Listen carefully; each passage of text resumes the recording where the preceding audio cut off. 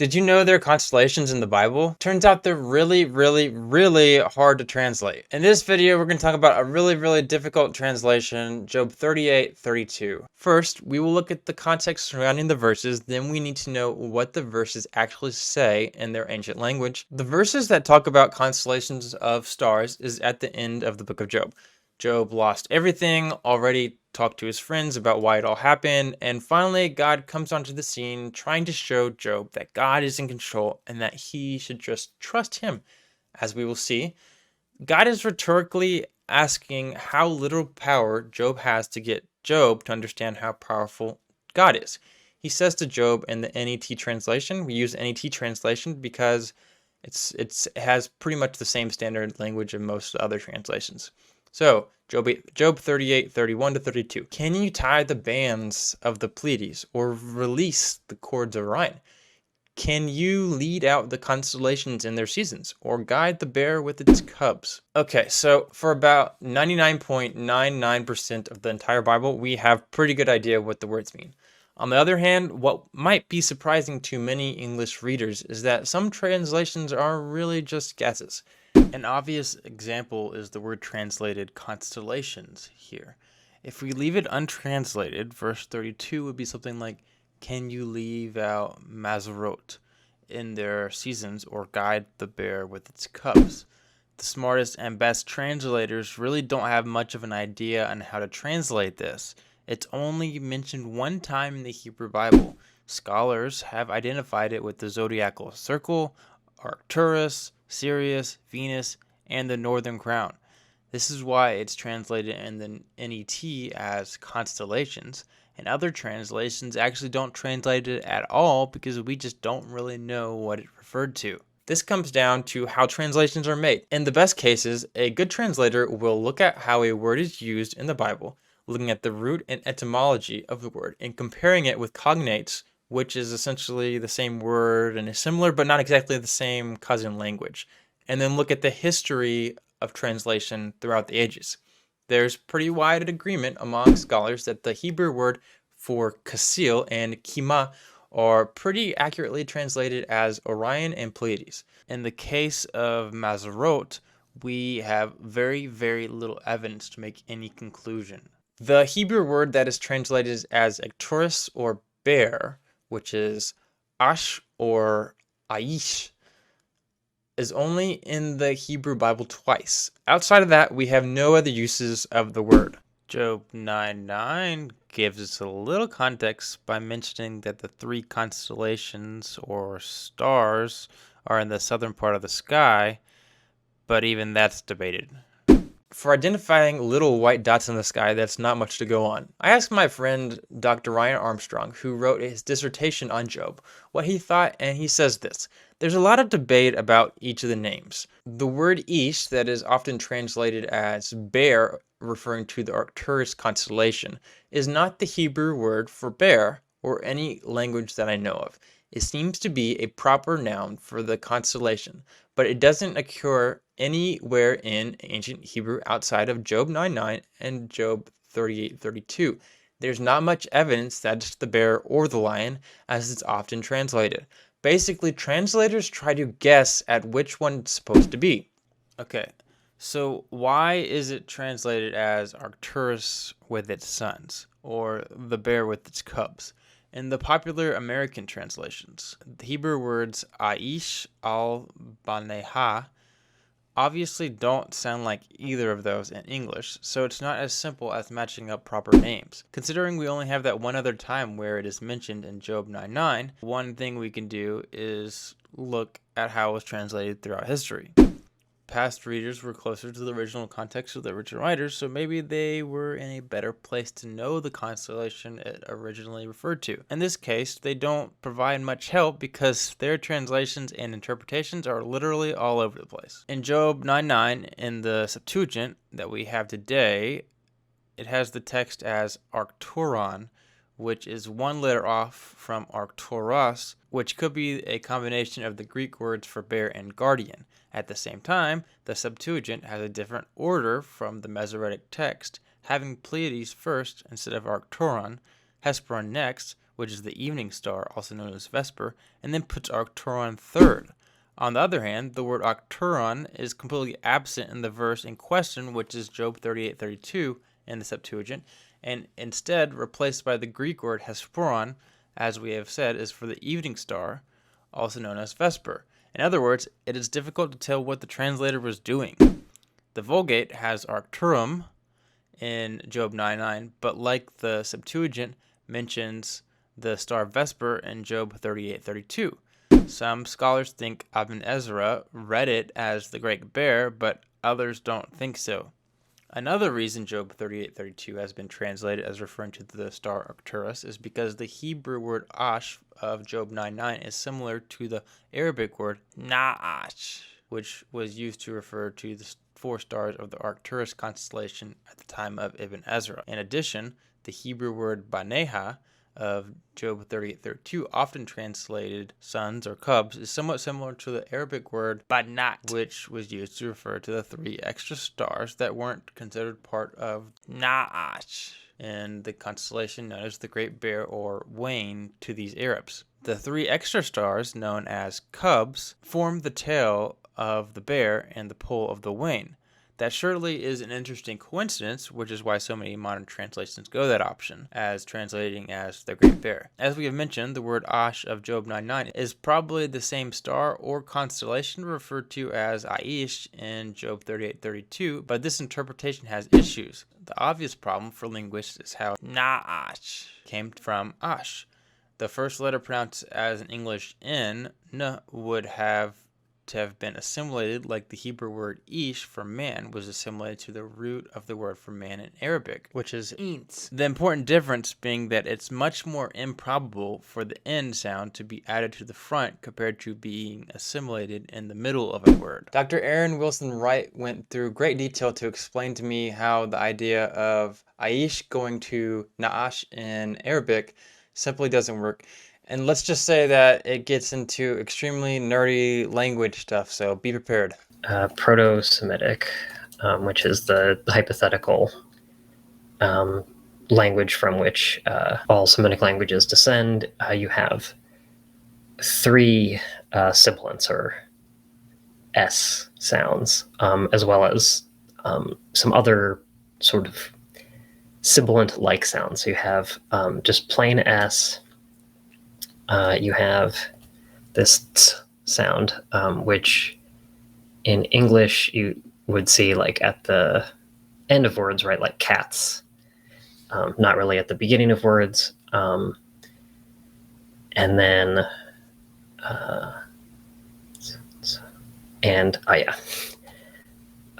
this sound, or let me do the IPA instead, because that'll make it a little bit clearer. So it's what's known as a belted L. So it's like an L that has a little belt on it. And this is, so it's like the L sound, L, but it's voiceless. So it's fla, fla. So a very weird sound. So this is what you have in Proto-Semitic, these sounds. And then you also have, of course, the th sound as well. So we'll put that, which is theta in IPA. So then, just mentioning this, so this will hopefully become clear in a second. Basically, we have these sounds in Proto-Semitic, and they merge and change in the different Semitic languages in different ways. And so ultimately, I think what I'm going to show is that the Hebrew Aish and then Arabic Nash cannot come from the same root, basically. So in Hebrew, you have these Proto-Semitic sounds. You have S, and you have the th. And you have some Hebrew knowledge, right? Okay, yeah, I thought so. So these become the shin. So shin, words that have shin in them can either come from original S, original th. Proto-Semitic, this ts sound becomes the Samic. This is how these all work out. In Hebrew, you have the S and the th become shin, the ts becomes the Samic, and this fl sound becomes the sin. So sin probably would have been originally pronounced as fl. But then, okay, then in Arabic, and I'm going to write these in transliteration to avoid, I'm not going to use Arabic characters. So Arabic, you get things slightly differently. So you have the Proto-Semitic S and Proto-Semitic ts. This becomes the letter sin, or just becomes an S sound. The Proto-Semitic th sound just becomes th, like it stays the same. And this is the interesting one for us. This belted L becomes what in transcription, and I guess I'll write this in more Arabic-y transcription, is the underlined T for the th, and it becomes the Arabic shin.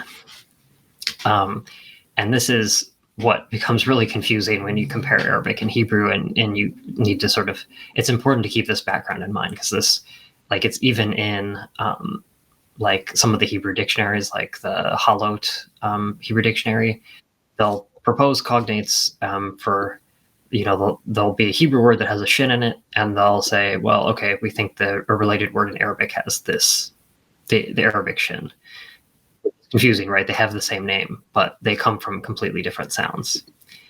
So Hebrew shin is from Proto-Semitic S and th, and in Arabic, it's actually the descendant of this belted L, the fl sound.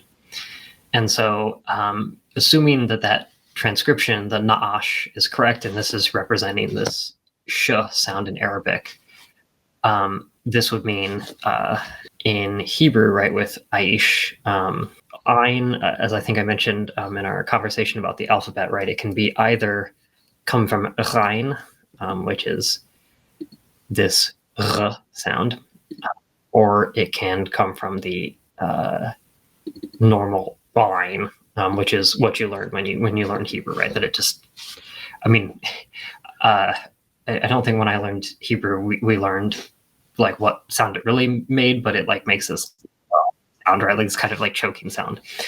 And then aish means it probably just came from I.